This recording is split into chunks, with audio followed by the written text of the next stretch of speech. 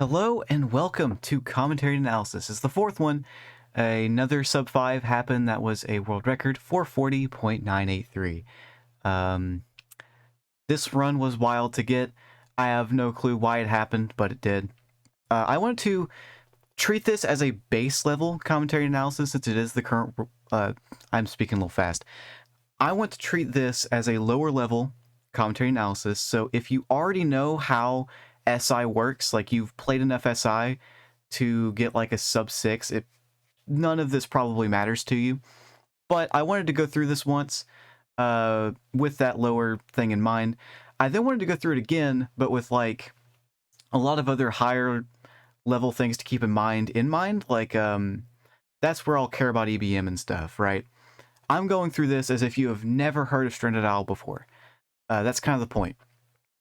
Just to get what any percent is. Now,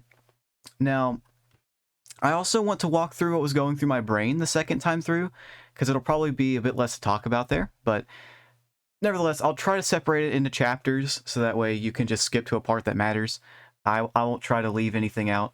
I'll try to keep all of the feelings that I had during the run to the second part, and if that's what you care about, and if you also care about higher level SI, which I'm pretty sure everybody watching this does. With that all out of the way, let's start with basics. What does this title mean?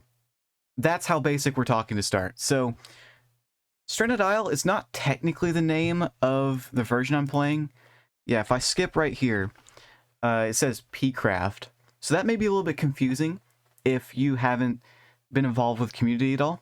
Basically, there's different versions of Stranded Isle, and one of them is the earlier version called P-Craft. It was made in Pico 8, so I assume the P stands for Pico, so it's like Pico Craft. This version, resetting for seeds is a whole lot faster. There's no disk loading, so that's why I decided to go with this one. You'll also notice there's an in-game timer down here. That's not normal. That's a mod made by Rhythm. So whenever I do my first input, it will automatically time it for me. That's why I don't have a live split timer here, because that exists. And while it's not 100% accurate to real time, it's close enough. Now, any percent, that's pretty self-explanatory. What does vanilla mean?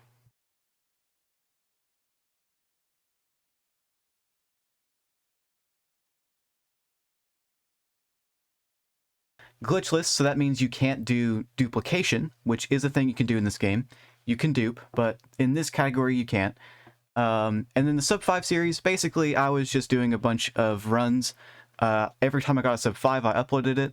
This is the 7th one, so I got 6 of them before and none of them were records, and the 7th one was. I think that the title is now explained. Stranded Isle versions are taken care of. Now, I'm not gonna explain what Stranded Isle is like 100%, because I kind of want to gloss over it, but TLDR, you play it top down, obviously. Your goal is to make a boat and sail away. So you just literally craft one and like punch the water and you win. So I'm trying to do that as fast as possible. I've reset for seed here. I find that this one's good enough, so I run it. The first thing I'm going to do... Oh, I should mention, real quick, this pause that I do... I'll find it. The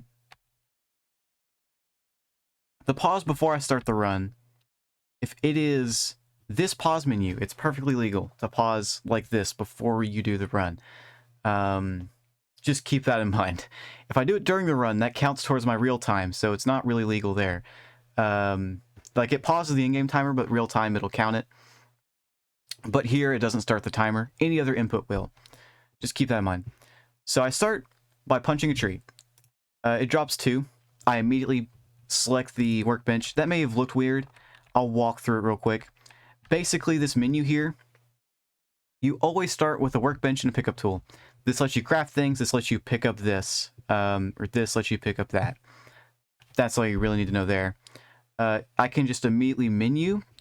You'll notice with the inputs here, I press X and immediately press C which just selects it in my hand. Very convenient. And it drops 2 wood, this particular tree. So all drops are 2 to 4. I'm hoping for a 3 or a 4 drop from the next tree, because I want 5 wood. I place the table and I stand on it. That's not counted as a glitch for Glitchless. That's...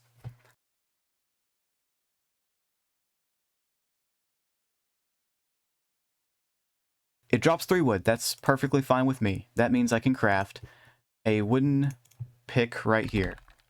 Because it requires 5 wood. So I make one. And then I want to get 20 stone here.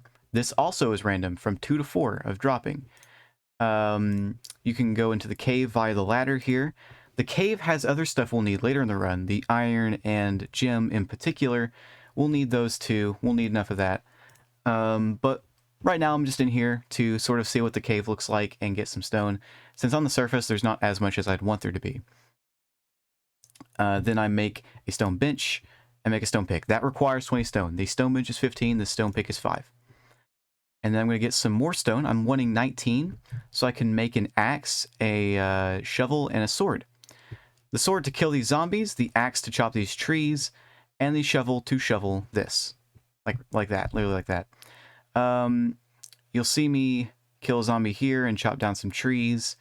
So the wood, I'm going to need 65 of that. That is a lot. So I'm going to be chopping down a lot of trees. And also, I guess currently, ichor matters. I'll need 27 ichor, so those green blobs, and 12 fabric, which also drops from zombies. Why I'm getting all of this, I will explain at the very end, when I'm doing the menuing to make the boat. But just know I'm going to need that. I also need more stone after 19. I'm going to need 30 more, but currently is fairly irrelevant. Zombies drop 0 to 2 of both fabric and ichor. I should have probably noted that a little bit earlier, but yeah, it's random. So it can drop 0 ichor like it did there. Or it can drop 1 like it did there. So right now the zombie drops aren't great. The average would be each of them dropping 1. Yeah, see that one dropped 2. The average would be each of them dropping 1. And I've gotten a lot of 0s and not many 2s. Like what, 1, 2, I think, and a couple of 0s and some 1s. So it's below average so far. But I'm getting a ton of them spawning, which is really good. So I'm just hoping that more of them spawn and they give me better luck. I'm about to hit 65 here, so I'm done with wood. I can cross that off the list. This is something that a lot of SI players will do when they're running. They're going to cross stuff off or keep note of how much they have, or if they just don't have enough, I guess. The green number shows how much you have in your inventory, so sometimes you can get away with not completing it, and then just mining some later to see whether or not you completed it without having to go into your menu. I'm sure that number was self-explanatory though, and obviously the yellows are hit numbers and stuff, but I think you're smart and can figure that out. There's even more zombies here. You'll see even more zombies spawn in this area later. It's a pretty good spot for no apparent reason, because I believe zombies are a 1% chance to spawn. The area right there spawns a zombie multiple times, which is really rare for like one tile to spawn multiple zombies, so it's pretty wild. I want 36 sand, by the way, so I'm about halfway there now. Yeah, a little over at this point. I'm going to need 24 iron, and I'm going to need some gems. I'm going to need 10. I'm laddering, like, in and out, because that resets the zombie spawning. So zombies will respawn or alter their, like, spawn whenever I leave and come back. And I'm going to need 30 stone again, so yeah. This is going to be a pretty boring part to watch over, because it is just mining things. I guess one thing I can note is, oh frick, I don't actually know what I want to say. I just kind of said that to fill air, but there we go, done with iron. It'll just be a gem now, gem ore. Now, the cool thing about this is that I could leave if I wanted to. I could leave and then come back down, and it would save the amount of hits I've done to this, how much damage I've done, which is very convenient. I get, again, a ton of zombie spawns, because of course I do. And then I'm not too sure if I left cave yet or not. I do. So yeah, I'm going to leave cave. I've hit it 13 times, so Jamor on average needs like 26, I think, 25, something like that hits to take down. And 13 hits is about a stamina bar's worth, so I just put in one stamina bar and remember to come back to that one to put in another stamina bar. It's pretty easy to remember. It also lets me go in and out of ladder more times to spawn more zombies. That's why I do it. We call it ladder strats. And of course I get a ton of zombies. You see that one spawned another... Oh, actually, was it that one that spawned or that? I don't remember. But both of them having a zombie is pretty ridiculous. So I think either way, it's crazy. And then I almost get exactly as much Ichor as I want from those two. I'm surprised I didn't from the two just standing there, but yeah. I end up with 27 really quickly. Now, the Ichor is crossed off the list. The fabric already was a while ago. The iron is, I just need sand, and I just need some gems. I believe I've also got this. I may have not gotten all of the stone yet, actually. Now, at this point, I pick up the benches. This is just to make end menuing later faster. I think since I had all the Ichor, I could have technically not done that. It's not required that you pick them up, but I did it for convenience sake. This zombie here is giving me a ton of trouble. I just had to end up killing it. Very, very sad. That's just time loss that happens. Because why not? I picked him up because why not? It doesn't lose any time. You'll know why in the second go through. But yeah, I get enough. And yeah, I didn't have enough stone. Okay. So I get enough stone, and then all I need is to get sand, and then I'm going to end menu. It's going to be great. I'm going to show you why I got all this stuff. We need 36, so we're really close here. I'm going to start end menuing in the cave, I think. Yeah. So we got all of our stuff now. Let's see if I can back up to where I have everything in my inventory. Yeah. 30 stone, 36 sand, a little over 65 wood, a little over 27 Ichor, way more than 12 fabric, a little over 24 iron, and exactly 10 gems. That's the bare minimum required after you get all of your stone tools, which make getting all this stuff faster. So, I'm going to place the stone bench. I'm going to make a furnace. This furnace allows me to make iron bars and glass, which is important for two other things that I need to craft. So I'm going to craft, I think it's only 8 of these that you need, but I had an extra, like 3 iron, so I crafted 9. And then 12 glass.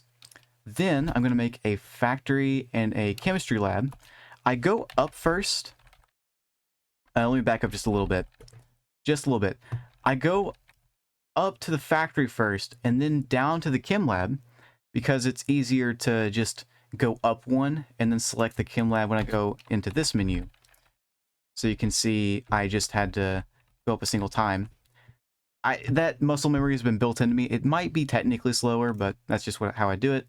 Then I need 9 glue here, which allows me to make 4 sails, which allows me to make a boat. Now, you can pause at any of the points where I'm crafting things in order to figure out why I needed certain materials, but yeah. I think the inventory is a little empty at this point. It's just like the tools and stuff. Let me see if I can get a good view of it.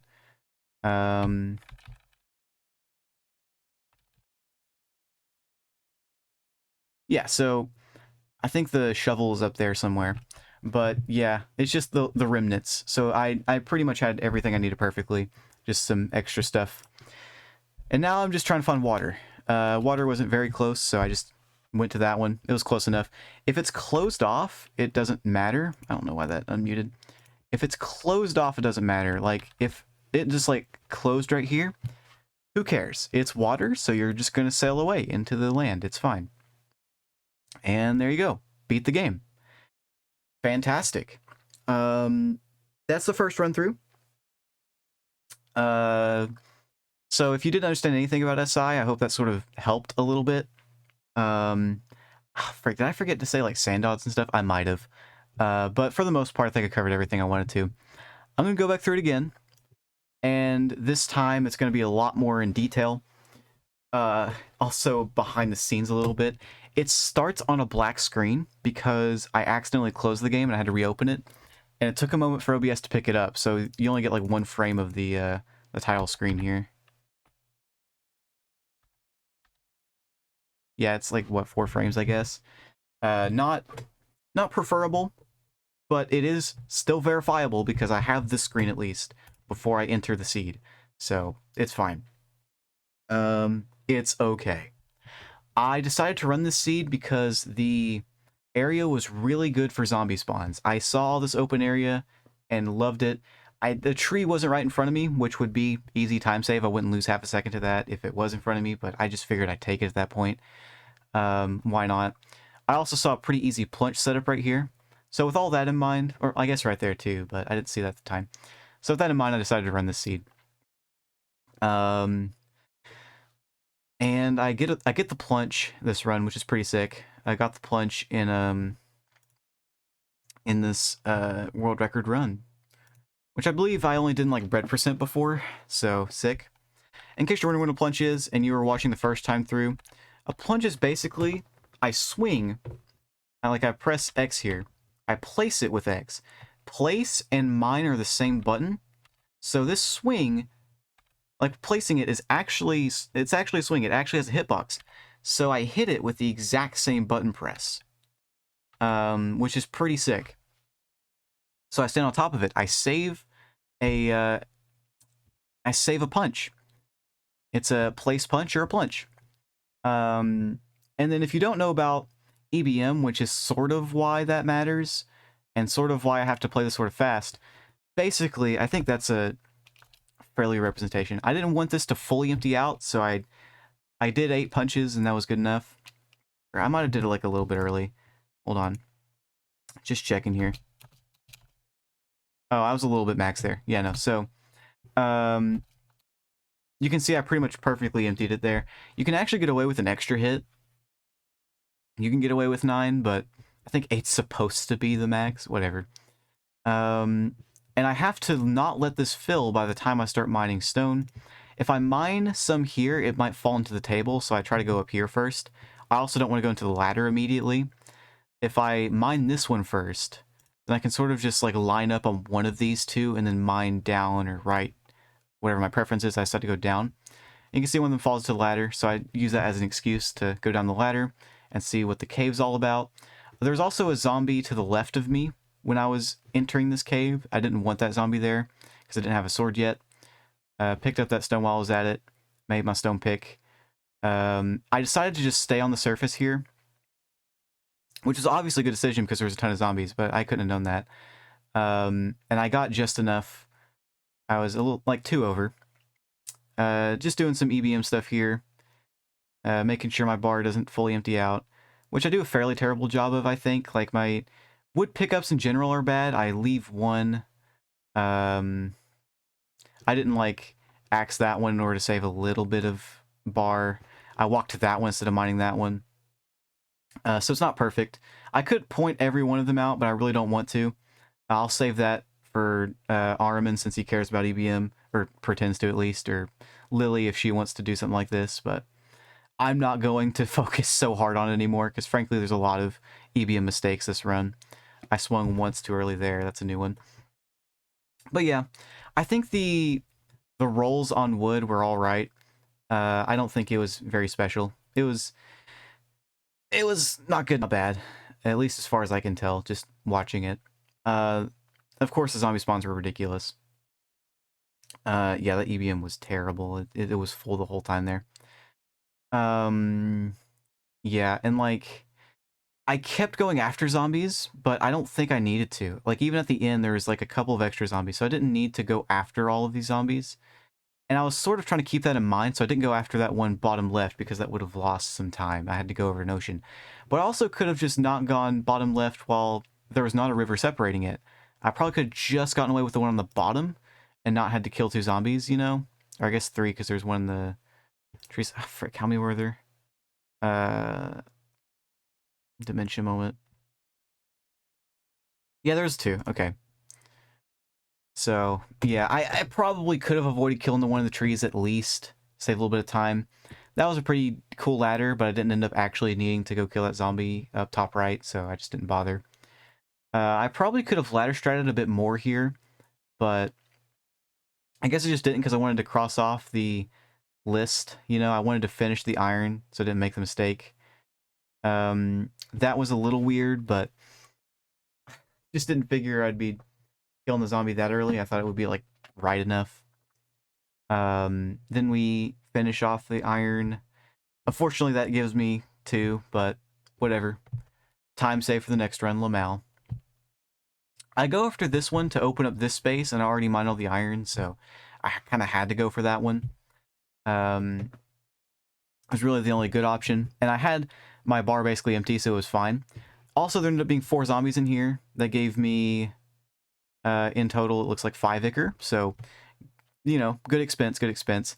I mine this one just to conserve EBM. It's not a convenient one, and I think I lose EBM later because of it, but you gotta do what you gotta do. Then I get insane zombie spawns here, and I'm like, I was prepared to do a lot of stuff after this ladder reset. I was prepared to do the zombie grinding after. Maybe get like 2 zombies, get like maybe 2 to 3 ichor on this particular trip. But I ended up completing my ichor run, which is crazy. I think even if like I didn't get all the ichor I needed here, the cave probably would have given me enough, and going through like up here again probably would have been enough. I think I got too much ichor this run, if I'm going to be real. It was just inconvenient to deal with so many zombies. Oh, did I also get... Oh, wait, hold on. I think that was like 2 4s in a row. I'm just double checking real quick. Yeah, that was 2 4s in a row. So I was guaranteed at this point. Very convenient. I really want to avoid that guy. I thought it'd be far enough range if he was here and I was there, but it wasn't. So I just had to kill him. Also time loss. There's surprisingly a lot of time loss in this run. But the zombies were just so ridiculous that it made up for all of it. I would say, though, that execution, I wasn't terrible. It was just that, like, this was my first any percent run that day. Legitimately. At least any percent vanilla. So, yeah, I have everything now. I decided to start in-menuing in the cave to try and do some EBM conservation. I didn't want to walk all the way to the surface. I also was worried there'd be zombies the moment I went up there, so I wanted to wait until the factory to go up, at least. And yeah, sure enough, there were some zombies, which would have possibly maybe killed me. I also don't think there was, wait, hold on. I also think this was the closest water, but maybe there was some downright. I don't think there was. I don't remember there being anything closer than that, because it was like in view. Yeah, there was nothing closer than that. So I used this one. Ended up being like 0.4-ish off, but that's fine. I was popping off. I was really loud in my pop-off here. If only I had my mic, but I didn't. 'Cause at the time, I didn't have it. Now I do, but, you know, sucks to suck. Should have just gotten the record 2 days later, I guess. But, yeah, no, it was crazy getting this. And I had only come back for a couple of days, and I ended up getting this. So, yeah, I hope, like, the both sides existing for this particular one helps. I don't plan on doing it for all of them. I plan to just walk through, give tips for other people in other commentary analyses, whatever. But, you know, it's been a while since I uploaded in this series. I figured I'd do it. Hopefully Elwiwi or Lily get one, like a sub 5, so that way I can do one on it, and it's not, like, contrived or anything. I don't think I did one on the 443 either, but that run was really badly executed in my opinion. At least with this one, the in-menuing was pretty quick. And I was, like, plunging and stuff, so it wasn't, like, terrible. It was just that my general resource collecting and EBM and, like, all that was not as good as the 456, in my opinion. Feel free to agree or disagree. But yeah, I have officially talked about SI once more. Old Hollow is back. Please subscribe. I literally have a 1% subscribed not subscribed rate. It's terrible. So if you are not, please, for love of God, hit it.